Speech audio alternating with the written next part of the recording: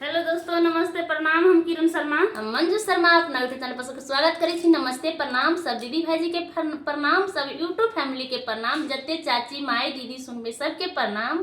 आ हमरा सबके वीडियो कनी अखन लेट से लॉन्च भ रहल छै। कनी अहाँ सब 4 मिनट 10 मिनट लेट हेतै कि कनी काम में हम सब बिजी छी, ते द्वारा अहाँ सब कनी लेटे से देखब और जरूर प्यार आशीर्वाद अपना अपना देत रहब। और हम दोनों देवरानी जेठानी जा रहल छी बहुत प्यारा से भोला बाबा के नचारी गीत गावे के। सावन आबि गेल छै और अगला सोम से भोला बाबा के पूजा होबो के चालू भ जेथिन और सोमवारी भी सेहो चालू छै।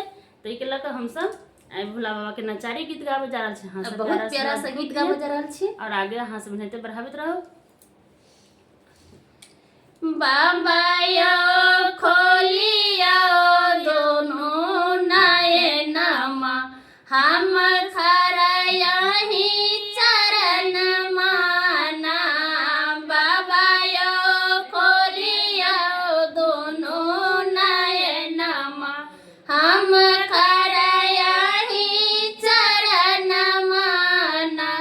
भोरे भोरे यो बाबा, भोरे भोरे यो बाबा, मंदिरा हम धइ छी जलवा यही के चढ़ाबै छी ना।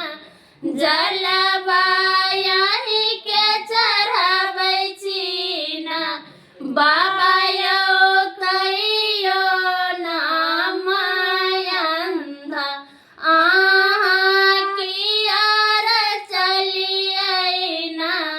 बाबा यो तैयो नाम अंधा, आरा कियार चलियै ना।